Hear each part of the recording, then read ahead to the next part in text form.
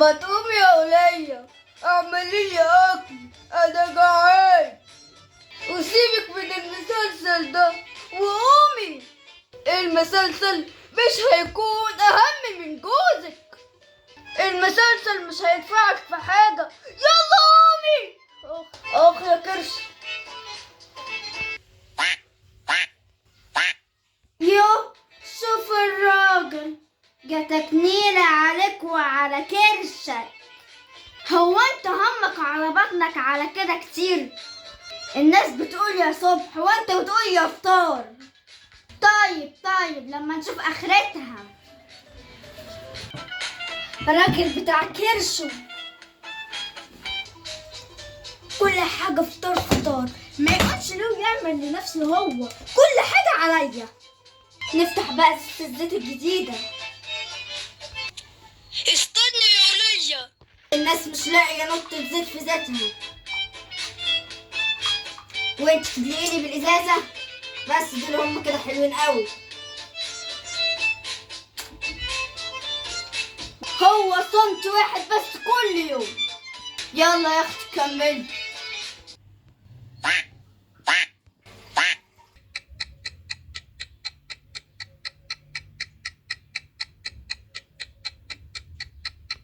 الحقوا يا عيال، الاقيه المحامي اتصل على ابوكم وقال له تعالى اورث من ابوك، وراح هو واخواته عشان يورثوا.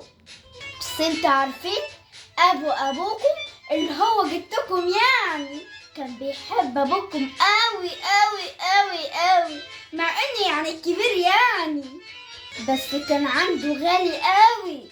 وشكله كده ابوكم هيروقنا معاه. هيورث ايه يا ماما؟ هيورث ايه؟ هيورث فيلا.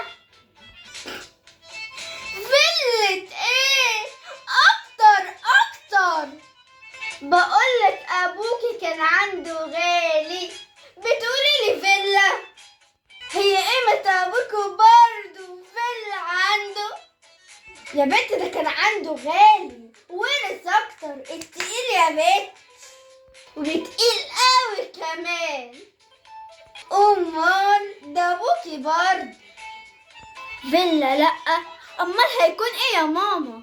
طب اصحي زوزو تشوف تفكر معايا ولا اقولك خلاص سيبك.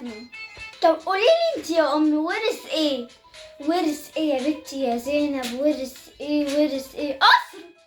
قصر دي حاجه تقيله قوي زي ما انت بتقولي. ها هي ولا ايه؟ ده تكنيله عليكي وعلى خيبتك. بقولك يا بنت حاجه تقيله تقولي لي قصر. بقولك يا بنت حاجة تقيلة. أبوكي كان عنده غالي. لا، وهو الكبير يعني هيتنغنغ. متعرفش تفكري. دي كانت زوزو لو كانت قاعدة معايا كانت جبتها في ثانية كده. لا بس انتي هتتبهري لما تشوفيه. انا برضه لسه مشفتهاش زيك، بس هنبهر زيك. ها، فكري وقولي. شغالي ده، خليكي زي امك طلعالها فيلا. لا يوه بقى، يعني كده ولا فيلا ولا قصر، يعني هيكون ايه؟ كده هيكون ايه؟ مفيش غير حل واحد. ممكن يكون شاليه او اوتيل. جاتك نيلة ولا ده بقولك ابوك كان عنده غالي قوي حاجة اكبر. الحل الوحيد اللي احنا نستنى ابوكي لما يجي وهو هيقول لنا هو ورث ايه. ده اللي انا ورثه من ابويا، ورثت دول من ابويا.